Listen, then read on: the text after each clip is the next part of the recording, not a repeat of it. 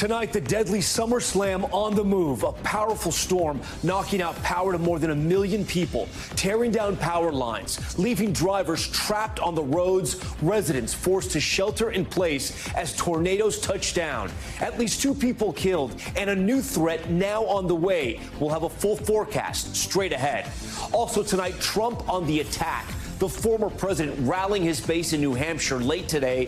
What he said in his first public comments since he was arrested and indicted for a 3rd time. Plus a major shakeup in the DeSantis campaign. Tonight, why he's cleaning house. And the news on Mike Pence and the highly anticipated Republican debate.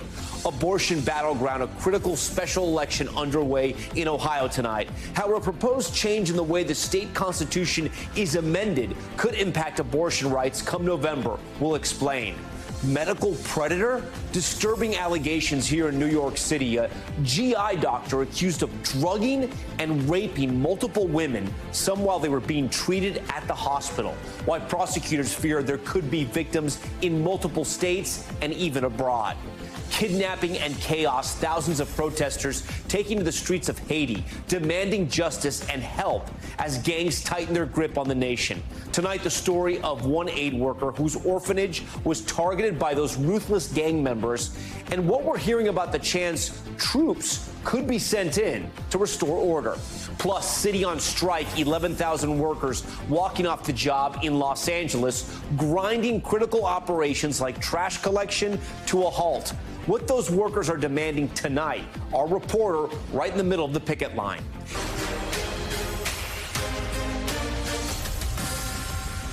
And good evening. We begin Top Story once again tonight with a deadly summer slam taking one more swing before it moves off the coast. From South Carolina all the way through Massachusetts, this powerful system leaving a massive trail of destruction. And I want to walk you through some of the images that are coming into the newsroom late today. We're going to start with some torrential rain that was triggering flash floods in Massachusetts. These cars nearly floating away. And then a rare tornado tearing across Plymouth County, downing trees and power lines. You see that here. Luckily, no injuries reported. And the wind creating treacherous conditions for drivers in Maryland.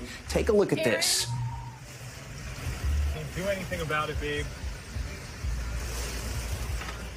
You can hear some of the panic in drivers' voices there. This is what happened. 30 power lines crashing down all at once. Here's some of the images, trapping dozens of drivers. Crews today still working to clear the scene, still full of those cars that had to be abandoned. More than 1 million customers without power at the peak of this storm. And some scary moments in Pennsylvania as severe storms packed powerful winds there. You can see some of the damage right behind me, forcing residents like Andrew King to hunker in their basements. All of a sudden, I see the darkness, I hear the wind, and you can just see the imminence of what was coming. Deck was destroyed, everything on the roof, everything was kind of messed up. At least 2 people killed by this storm, one by lightning, and a teenager in South Carolina, killed when a tree fell in his grandparents' garage.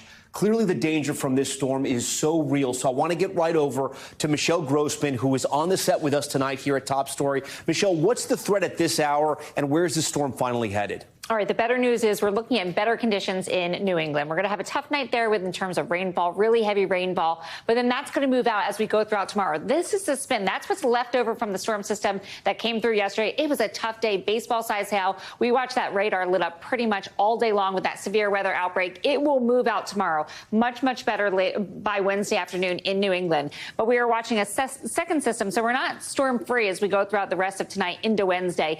Notice all these boxes here. We have severe thunderstorm watches. That is the orange. We have severe thunderstorm warnings. We had a tornado warning. We won right there in eastern Colorado. Then as we head down towards the southeast, lots of gusty thunderstorms as well. Where you see that orange box, that's another severe thunderstorm watch. We have severe thunderstorm warnings. So you get the idea. We're still seeing the storms tonight, but this is a second system. 7 million people at risk. Not quite as intense as yesterday, not quite as a large population as yesterday, but still seeing the chance for some hail, 2 inches. That's large, not 5 inches we saw yesterday, but still baseball-sized hail. Winds gusting to 60 miles per hour. That could bring down some trees, some power lines, and also a few tornadoes are possible. Likeliest spots are portions of the high plains, out of the Rockies as well. As we go throughout the southeast, too, here we're watching this orange shadings here. So Montgomery and Jacksonville, Jackson, you could see some strong to severe severe storms as we go throughout this Tuesday evening into the nighttime hours. Really heavy rain, too. We're looking at those brighter colors, reds, oranges, yellows, indicating where we're going to see the heavy rain. And then as we go throughout tomorrow, we're looking at 18 million people at risk, so that gets a little bit larger.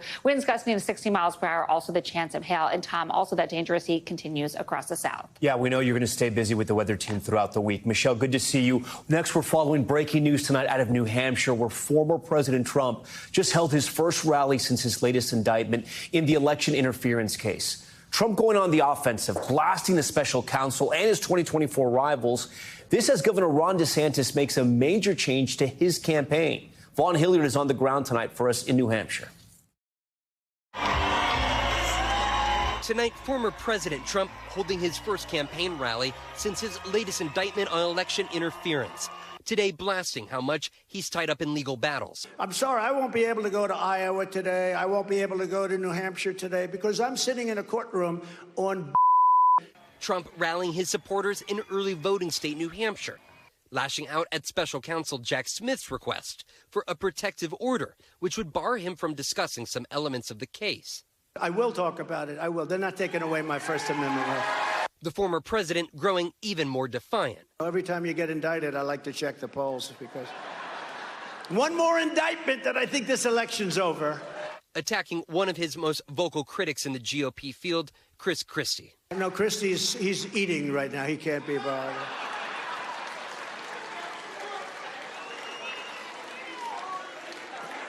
Sir, please do not call him a fat pig. We spoke to voters before Trump took the stage. The Trump faithful slamming the request for a protective order. Do you know what that is?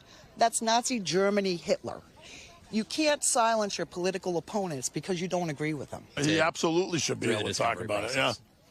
And if he wants me to protect them, I'm going to go in there. I'm going to let him know that I'll do it. Janet Griffin, who attended Trump's New Hampshire rally, with a chilling prediction for the case. If Donald Trump were to be found guilty by a jury, where do you see this going? Civil war. Civil war. People have had it.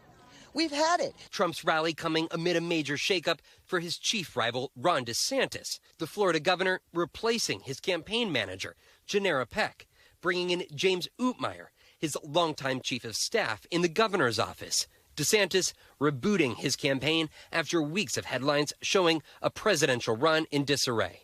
Trump's way out in front. DeSantis is sitting there now over 20%, but it was tighter at the start of the year. We did some analysis here. He's got a lot too many maxed out donors. NBC News has confirmed that the DeSantis campaign has fired more than 40% of its original staff. Our Dasha Burns pressing DeSantis on the strategy shift in an exclusive interview this week.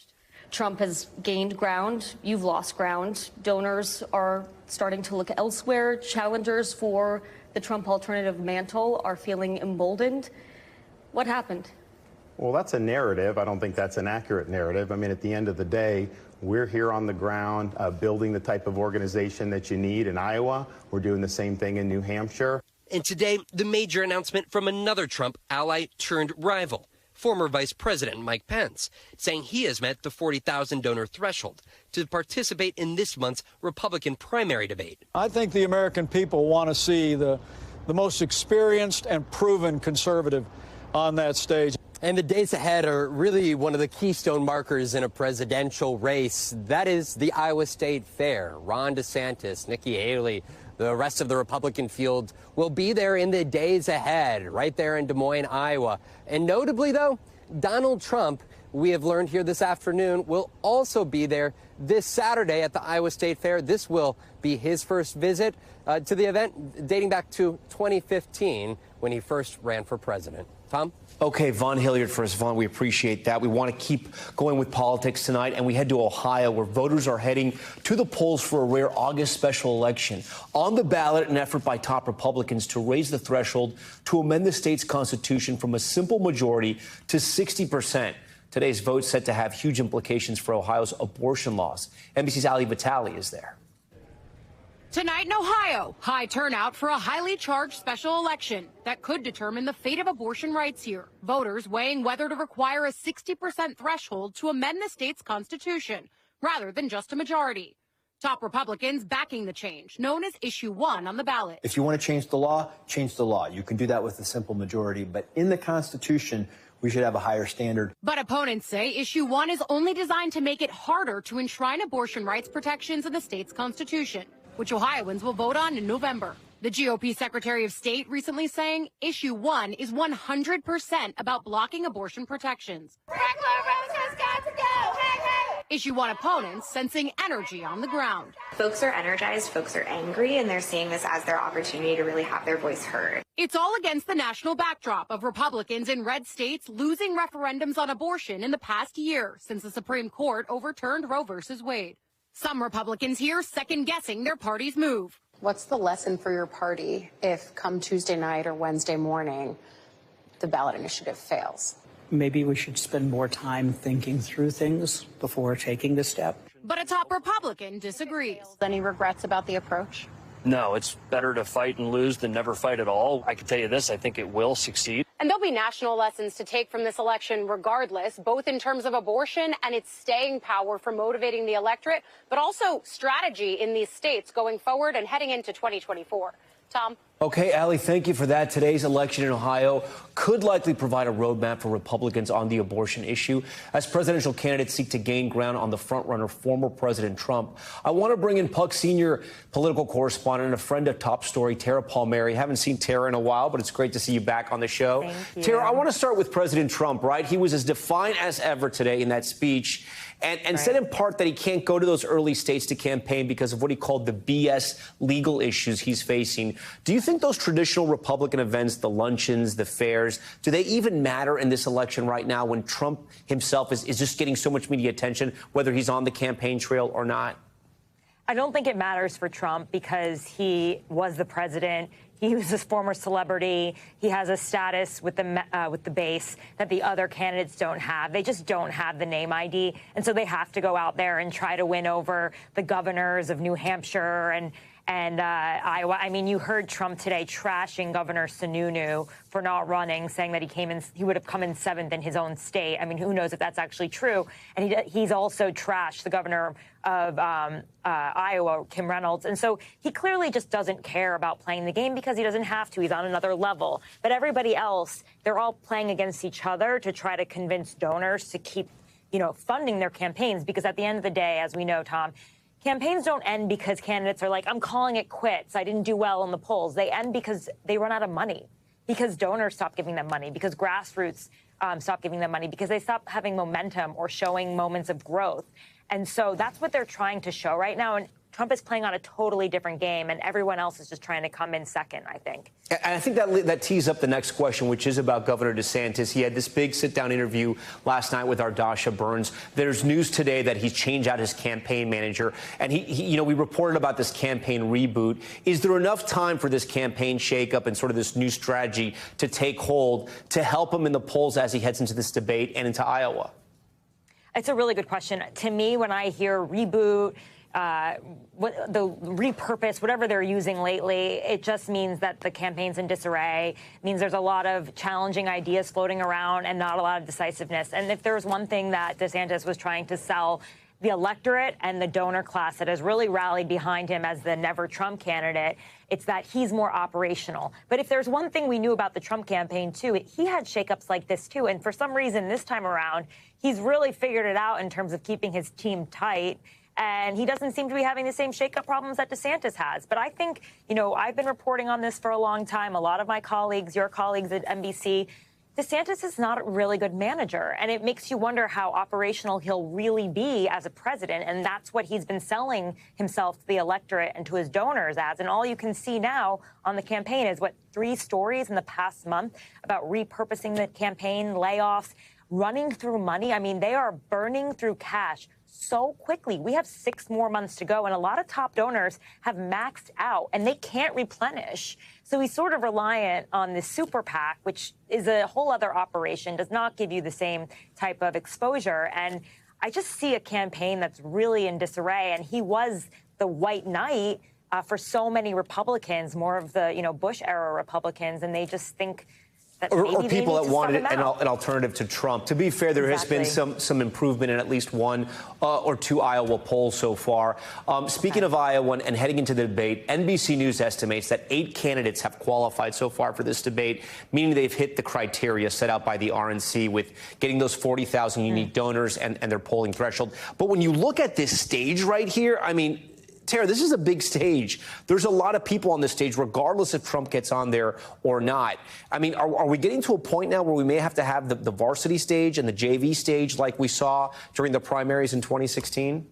Absolutely. And you know what that's going to mean? It's going to be really wild. It's going to be really entertaining because this is the moment for these 8, 16, whatever, however many people are on stage to have a breakout moment. And so for them to do that, they're really going to have to say ridiculous, over-the-top stuff, be funny, or if Trump is on the stage, I can imagine that they'll be just throwing spitballs at him while he throws grenades back. But the debates are a big deal because they are the moment to differentiate yourself. And if there's 16 people, it is way harder to differentiate yourself. And so we'll have to see what happens, and I'm sure there'll be more, and there'll probably be a JV and varsity. Tara, I want to switch over to some of your new reporting, which is on the Democratic side. We touched upon this on the show yesterday, but President Biden, of course, he's running for re-election. He will be the nominee if everything goes as planned. But you looked at who could be in position to run last minute if he drops out, because there is still that whisper campaign. And you have Governor Newsom now challenging Governor DeSantis to a debate, or at least agreeing to it, right? So I want to ask you, like, where are your rankings right now, and how do you think this plays out?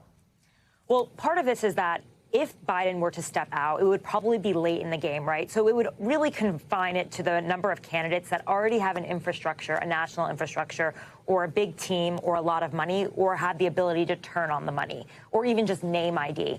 And that's why I ranked the candidates, and obviously at the top is Kamala Harris, because she would be the vice president, and she would have the infrastructure of the White House, access to Air Force 2. She would have congressional black leaders behind her, ostensibly the president giving her an endorsement, and she'd have the power and the bully pulpit of the White House. But after that, I put J.B. Pritzker. He's the governor of Illinois. He comes from the very wealthy Pritzker family that owns the Hyatt Hotels and Royal Caribbean. And he is willing to fund $1 billion of his own, of the campaign. And he has been jockeying along with the people around him in case, you know, Murphy's Law applies to politics, as we know, in case anything happens. None of them would primary Biden. After that, I put Gavin Newsom, who is, as you said, he is positioning himself as the leader of the Democratic Party, as this, you know, red state warrior. He's willing to go in there as a Democrat and pick fights with the biggest stars in the Republican Party. And he also has the ability to raise money quickly, and he's got a lot of ambitious political operatives around him. Then there's Pete Buttigieg, who's now the Department of Transportation secretary, but he has a national infrastructure as well from 2020 when he did very well. He won Iowa. He has all the people on the ground that are still very supportive. And then at last, I said Gretchen Whitmer, who's the very popular governor of Michigan, who also has a super PAC, which is active, and she's been trying to elevate her name ID. And she's one to watch, I've been told, as a star in the Democratic Party. Tara, I think you're right about all the names. I think Pritzker's a little bit high in your rankings, but listen, you've been making the calls, not me. We thank you for joining Top Story tonight, as usual. Next tonight, the country's second largest city, Los Angeles, was partially shut down today when 11,000 city workers walked off the job. Everything from trash collection to swimming pools to LAX impacted. NBC's Miguel Almaguer is right there in the middle of the strike. Walking off the job and to the steps of City Hall. Tonight, 11,000 Los Angeles city workers showing strength in numbers.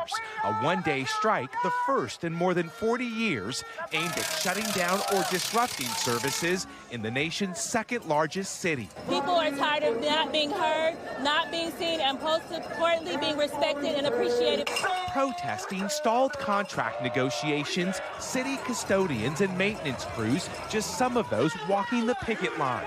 Impacting shuttle services at LAX, animal shelters, as well as trash pickup across the city. Today, traffic officers and lifeguards were also a no-show. We feel like we've been slapped in the face. We're changing that today. We're sending a message loud and clear. Even though the city's contract with the union doesn't expire until this winter, SEIU Local 721 says the city is negotiating in bad faith. As the union demands the city fill thousands of vacancies and offer better pay and benefits, tonight the mayor says the city is not shut down and will continue bargaining in good faith for fair contracts. Everybody deserves to make a living. In what has become a summer of strikes, city workers joined writers, actors, and hotel workers in Los Angeles who have been on the picket line for weeks. Tomorrow, one strike comes to an end, but thousands of workers remain united over their division with the city. Miguel Almaguer, NBC News, Los Angeles. We have an update tonight also on the crisis developing in Haiti. We've been following it here on Top Story night after night. The U.S. closing its embassy in Port-au-Prince for the day after gunfire outside the Caribbean nation plagued with gang violence and kidnapping, leaving its residents fighting for survival. Haitians are now taking to the streets in protest as organizations there get caught in the middle. Juan Venegas has the latest. The humanitarian crisis in Haiti reaching a boiling point. Thousands of protesters taking to the streets of the nation's capital, demanding protection from vicious gangs that have overpowered police and pushed Americans out.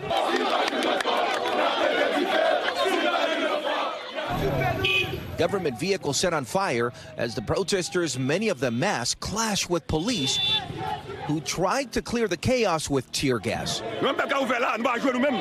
But protesters like this man saying they will stay on the streets if they don't get justice. The U.S. Embassy in Haiti closing on Tuesday after gunfire was heard outside. We remain very concerned about the situation on the ground in Haiti. Christy Rokunakis runs Kingdom Kids Homes, a nonprofit that operates an orphanage in the Port-au-Prince area. The kids were up crying, kneeling by their beds, praying, God help us, God please save us. She says the orphanage, which houses 16 kids, was targeted by a suspected gang in July who tried to break in but were fought off by the group's security. There was at least 6, at max 8 guys that were shooting at our gate, shooting at our house, trying to break in. We're very thankful they did not get into the house because there's no telling, what would have happened if they did. According to a UN report, gangs control almost 80% of the capital.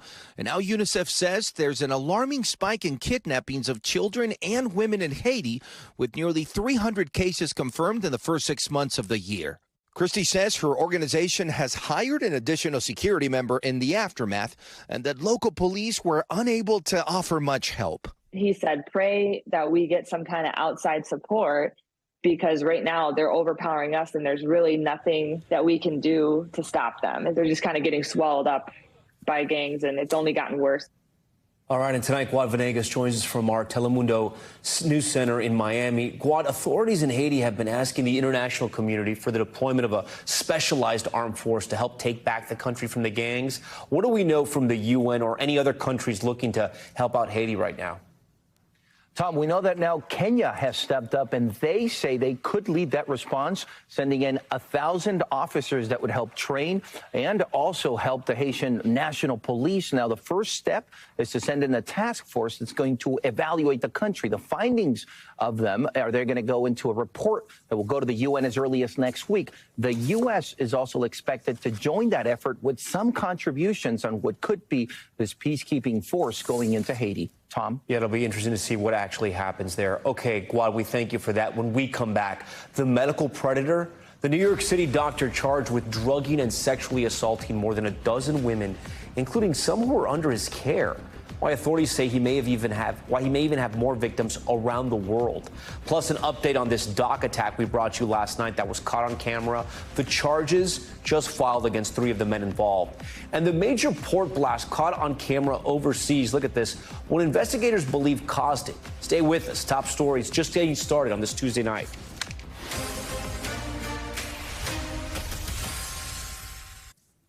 Now to a bombshell investigation right here in New York City.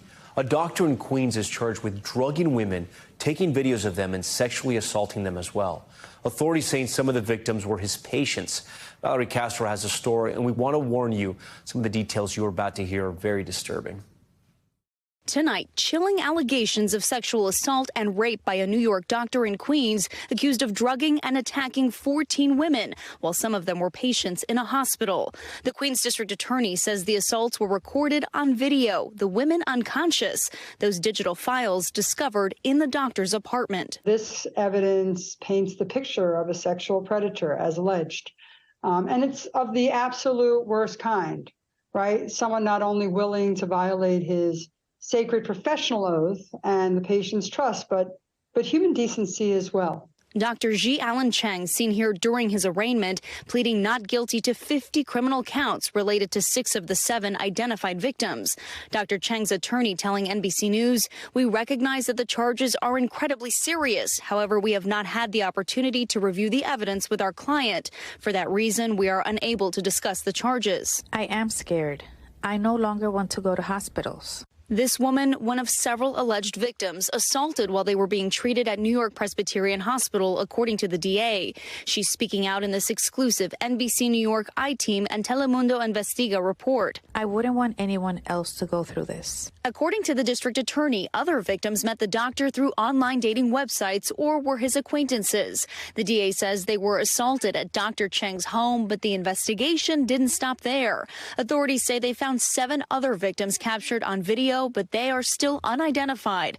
Now the search is on for them. One incident taking place as far away as Thailand. The areas that we know videos were taken were Northern California, Yonkers, San Francisco, Westchester, and Las Vegas, and Queens, by the way. We know that one of them was actually in the hospital as well that we cannot identify. The indictment also detailing a laundry list of drugs found in the doctor's possession illegally, including ketamine, LSD, fentanyl, and propofol, powerful sedatives.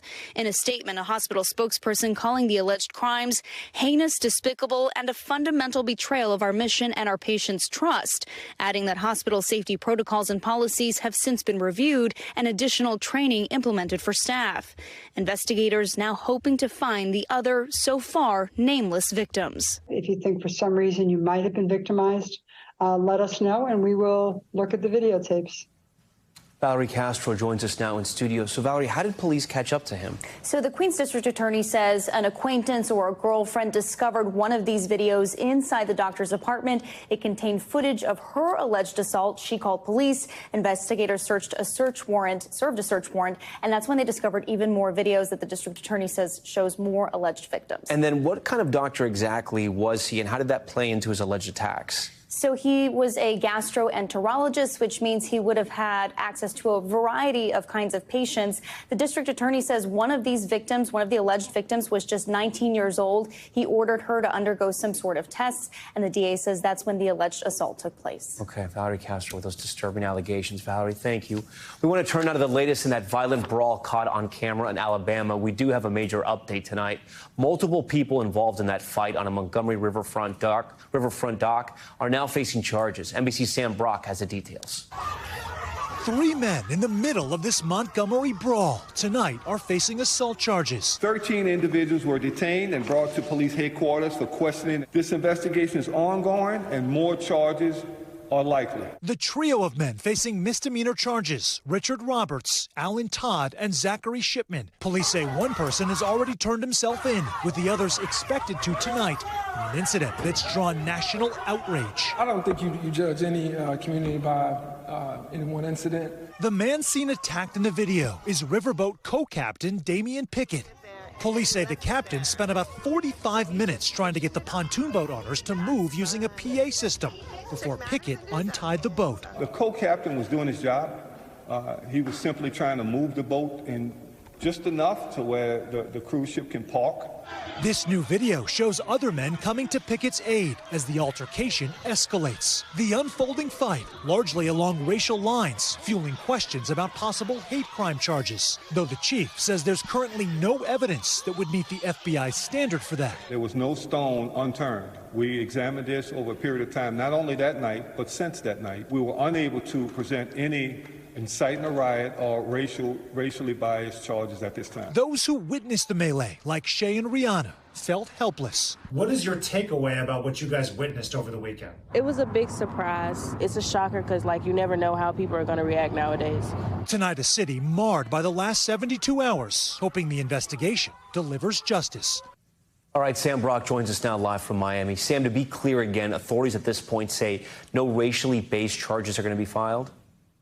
At this point, at this time, that is the operative phrase, Tom, that you heard from the police chief. I will say, though, having conversations with people who were on that boat, one woman said that she was there for this 45-minute process of trying to alert these guys to move your pontoon boat. She says they were well aware of what was going on. This was arrogance and entitlement above all else. But police right now are still soliciting videos from the public, so their investigation is not over yet. Yeah, and that leads me to my next question, because some viewers may not have seen all the video. People out there may be making opinions about this and not seeing all the different angles of this. Do we know how they decided to charge one group of members and not the others? It's simply a case of that other group was coming to the aid of the riverboat captain. Right. So certainly, Tom, law enforcement has identified these three and potentially more. We said there are 13 that were detained originally, so likely more charges. They were viewed as the agitators, but it is important to note that police are also looking for Reggie Gray, who is black, to turn himself in. This is the person they say swung a folded chair. So it's not like they're not trying to enforce the law on both sides here, but it does appear they believe the folks that agitated this brawl are the ones that are currently facing charges. Sam Brock with a lot of new reporting tonight on that story. Sam, thank you. When we come back, a sentence just handed down to rapper Tory Lanez. How much time he's been ordered to serve in prison for shooting Megan Thee Stallion. That's next.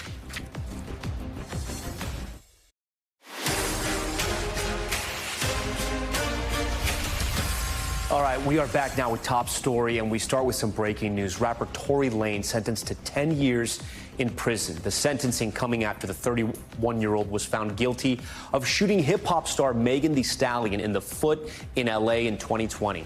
Prosecutors had asked for 13 years, alleging Lanez had re-traumatized Megan with social media posts about the trial that caused his fans to harass her. An update on the man accused of keeping a woman in a cinder block cell in Oregon. You may remember this story that we reported on last week. The FBI saying that 29-year-old Nagassi Zuberi may be connected to at least 4 other sexual assaults in 4 other states. They also believe he may have targeted sex workers in those prior crimes. Zuberi was arrested last month after a woman escaped from a cinder block cell in his garage. The FBI is urging any potential victims to contact them.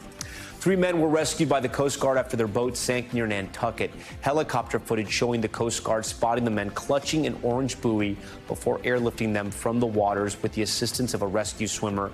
The men were treated once back on land and are okay. No word yet on what caused that ship to sink. And Zoom is ordering its employees back into the office. The company, which rose to prominence during the pandemic-related shift to remote work and seemed to solve all the problems, will now require employees to work a minimum of 2 days in the office each week. So why are they doing this? Zoom said they believe the hybrid approach will be, quote, most effective to keep their teams connected. The change will roll out this month and in September. All right, now to the latest on the popular weight loss drug Wegovy. A new study revealing that the drug can decrease the risk of strokes and even heart attacks by 20%. For more on this study, I want to bring in NBC's Ann Thompson, who's been digging into it for us. So, Ann, break this down for us. So this comes from a late-stage clinical trial of more than 17,000 people, all 45 years or older with cardiovascular disease, all who are considered obese or overweight, but who don't have diabetes. So that's the good news here. There are some caveats. The information has not been peer-reviewed. It's just a press release from the maker Novo Nordisk. And there are no details, Tom. We don't know how much weight people had to lose in order to get that 20% reduction.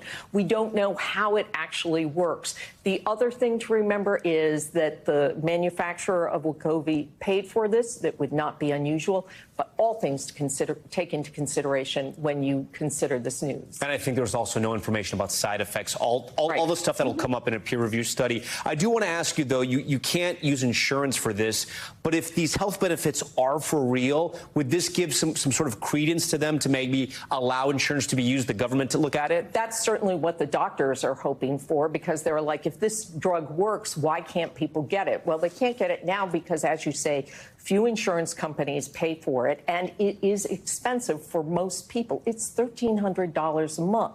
Now, it's considered, it goes into that category of lifestyle drugs. That's why it's not covered. But if there are health benefits to it, it could be covered. However, the largest group of health insurers in the country, a group called AHIP, says, look, this is potentially exciting news, but we don't make decisions based on a manufacturer's press release. We want details, and once you give us those details, we can do a better job of evaluating this. Okay, Ann Thompson for us, and we thank you for that. We turn now to an NBC News investigation into driverless cars. A California state board is set to vote on the launch of self-driving taxis in San Francisco. It's a major step forward in the industry that could have a far-reaching impact. But are those vehicles ready to hit the roads just yet? Begad Shaban from our NBC Bay Area station KNTV explains. No hands on the wheel, no hands at all. Okay, I just requested our ride, and it's 3 minutes away. More than 2,000 self-driving cars are on the road in California. Most have a test driver inside who can take over when needed. But hundreds of cars have no one in the front seat as they make deliveries and shuttle passengers. We tried a ride with Cruise. Owned by GM, Cruise is one of the largest driverless car companies in America, along with its competitor, Google's Waymo. Both are now asking California regulators for permission to expand their robotaxi services inside the state's largest testing ground, San Francisco, so passengers can request rides 24 hours a day, right from their phones. Once you enter your destination, the car does the rest. You can't tell it what routes to take or streets to avoid. So if you're used to being a backseat driver, you might want to find a car with a front seat driver. Autonomous vehicles can detect closed streets, drive around double-parked cars, and even pull over for emergency vehicles. But getting chauffeured by a robot isn't always a smooth ride. State transportation records obtained by NBC News show self-driving cars have been involved in 280 crashes across California over the past 5 years, resulting in at least 64 injuries and a dead dog. That includes collisions with other vehicles, bicyclists, and city buses. A self-driving car and no driver. Some accidents were caused by other people on the road, according to crash reports. How many is unclear from the data. But the cars have been confused by emergency scenes, sometimes plowing into caution tape or blocking fire trucks. Waymo didn't comment, but Cruise tells us automation has safety benefits. Our cars don't drive drunk, they don't get distracted. Prashanthi Raman is one of the leaders at Cruise. Our vehicles are designed to, when they approach a situation that they aren't sure about, they're designed to come to a safe stop. But you would acknowledge that even coming to a full stop can create safety issues too. So traffic blockages are not something that we want to have happen. Just hours after that interview, it did happen. To us. Our first ride with Cruise went as planned. But we then invited a longtime driving instructor, Eugenia Borges, to join us on a second ride. About 1 minute in, our car was at a green light, but wouldn't budge. It's a very safe situation for the car to turn, and it's just staying here. I'm not sure why. The car eventually inched forward, but kept stopping. We're kind of now riding in between two lanes. Then, all of a sudden, it hit the gas. Oh. Okay, I don't know what it's doing now. Our car drove straight towards the median and just stopped, picking up almost 2 full lanes. This is not good. People are honking at us. Soon came the looks from other drivers. How does this compare to the worst driving student you've ever had? Oh, this is much worse. Cruise declined to sit down with us again, but in a statement said the car encountered an unexpected construction zone that would have required several lane changes. The better course was for the autonomous vehicle to come to a safe stop rather than proceed. While other drivers cruised right past that closed lane, our car sat parked on a busy street for 20 minutes, causing a traffic jam for blocks. What's your reaction to it being a driverless car stuck here? I'm not surprised. Self-driving cars are already being tested in at least 25 states. But with no federal regulations, America doesn't have a national roadmap for safety guidelines. Hey there, guys. Just wanted to check in. Back inside our car, Cruise customer service contacted us to say they detected a problem. Their solution? They sent us a driver to get behind the wheel. Begad Shaban, NBC News, San Francisco. All right, coming up, the major shakeup in college sports. 8 teams leaving the Pac-12 conference, including 5 just in the last week. So what's behind the mass exodus and what does it mean for the student athletes? We'll explain it all. Stay with us. We're back now with a rare shark attack in one of New York City's most popular beaches. The victim swimming off Rockaway Beach in Queens when she was bit, then pulled from the water and rushed to the hospital in critical condition. NBC's Stephanie Goss picks up the story from there. On a sunny August afternoon, Rockaway Beach in New York City is empty. The popular spot for swimmers and surfers was closed after a suspected shark attack.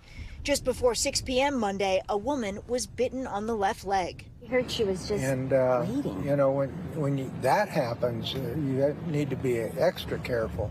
The 65-year-old was rushed to the hospital where she is now in stable condition. A top police official says dramatic damage was done to her leg.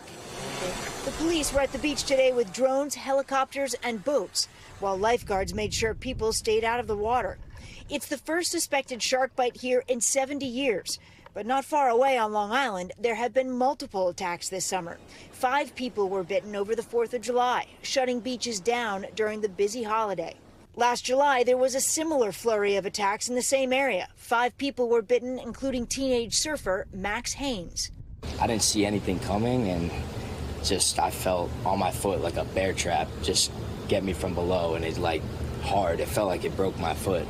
Marine biologists believe the small bait fish that sharks eat, called bunkers, may be partially to blame. If the bunkers stay offshore, the sharks stay offshore. The bunker move in, so is it that they're just following the food?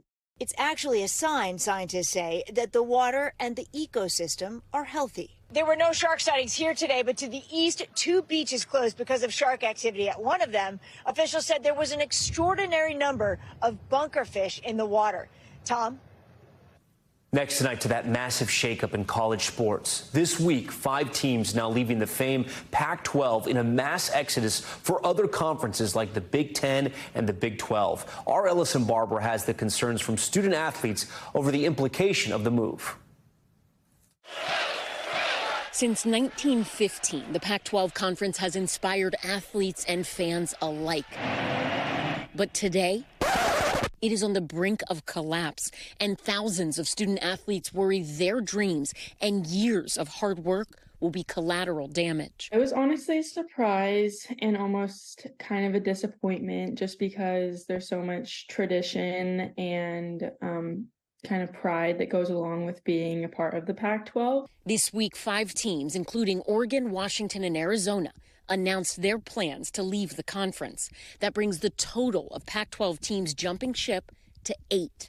The biggest blows, powerhouse programs USC and UCLA. Teams started leaving for the Big Ten and Big 12 conferences after the Pac-12 failed to secure a lucrative television deal for football games. In the other conferences, the schools will make millions in football revenue. Over the 10 years of the deal, we anticipate averaging over $50 million just from direct media rights. The Big Ten now spans 15 states from coast to coast. For some fans, the change is welcome news. This is exciting, and I think that what it's going to do on a national level for exposure for these schools that are transferring from the Pac-12 is going to be a positive. But for others, the collapse of the iconic Pac-12 is worrisome, especially for student athletes who do not play football. Athletes like Maddie Doan say the newly aligned conferences will create a travel nightmare for most student athletes, forcing them to log thousands of miles crisscrossing the country for regular season competitions, making it more challenging to balance schoolwork and the physical toll of sports. I can't imagine having to travel 6 to 8 hours to just go to one meet.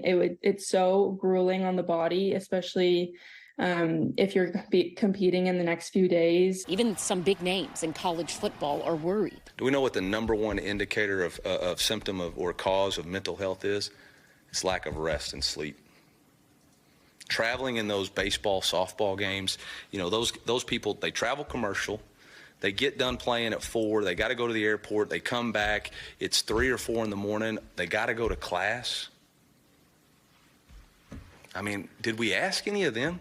Questions still remain about the fate of the Pac-12 and the 4 remaining teams: Cal, Oregon State, Stanford, and Washington State. But for the teams that have already left, athletes could be playing in Oregon one weekend and New Jersey the next. All right, with that, Ellison Barber joins us now in studio. And Ellison, I know this is a huge deal for people who love college sports and for those athletes. But this is sort of a tale of two sports, right? Because if you're a football player, a basketball player, you don't necessarily travel the same way as a swimmer or somebody who plays maybe squash or even on the tennis team. Very big different travel lifestyles, if you will. And that's one of the concerns here when our team was speaking to student athletes who aren't in big programs like big money football programs or basketball programs. They say, look, those teams, they're flying to games on chartered jets. It's faster. It's more comfortable than the commercial flights we have to take as soccer players, as track stars. And that adds to the difficulties they feel for making these potentially very long commutes to games. And do we know if the names of the leagues are going to change because there was the Pac-12, the Big Ten? I mean, does this change now? The numbers have made it all chaotic, where on paper you're like, surely they're going to. No official word yet on name changes, but when you look at the Big Ten, a lot of fans have thoughts on names that could be, and just perusing through social media, some have said, why don't we just drop 10, call it the Big Conference? Some have said, why don't we call it the Continental Conference? Some have jokingly said, let's call it the really big conference, and others have said, just call it the Bigger 10. The coast-to-coast conference. Finally, is there any talk about how this is going to affect the SEC? They're obviously a football powerhouse, but now you're going to have these other conferences with teams from all over the country, and their competitive play may get better. Yeah, this is a question that could maybe get me in trouble at home. I grew up in an SEC house. I married an Ohio State fan who has lots of thoughts on the SEC that we don't agree with, but that's part of the goal here, right? There's certainly the hope that with these moves, the games will become more competitive, more exciting for fans when you have Western powerhouses like Oregon, Washington playing some of these big name schools on the East Coast like Penn State. Yeah. Okay, Ellison Barber breaking it all down for us. Ellison, we appreciate that. All right, now to top stories global watch and the deadly missile strikes on civilians in Ukraine. Ukrainian officials say a missile directly hit a hotel in eastern Donetsk as a popular among journalists, but also the military. A second missile was then fired 40 minutes later as rescuers were responding. The twin attacks also destroyed multiple apartment buildings. At least 7 people were killed, including first responders. An investigation tonight into an explosion at a port in northwest Turkey. New surveillance shows the moment the blast blew apart several containers of grain and sparked a massive fire. Local officials say at least 12 people were hurt. No ships were damaged. The governor of the area says early findings suggest wheat dust compression caused that explosion. And fans saying their final goodbyes to the iconic singer-songwriter Sinead O'Connor. Hundreds gathering for a funeral procession in her Irish hometown of Bray. Many singing her hit Nothing Compares to You as her hearse passed. A private funeral was held, attended by Ireland's Prime Minister, President, and U2's Bono.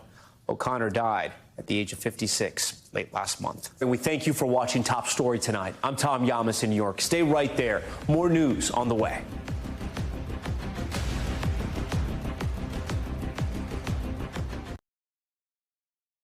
Thanks for watching our YouTube channel. Follow today's top stories and breaking news by downloading the NBC News app.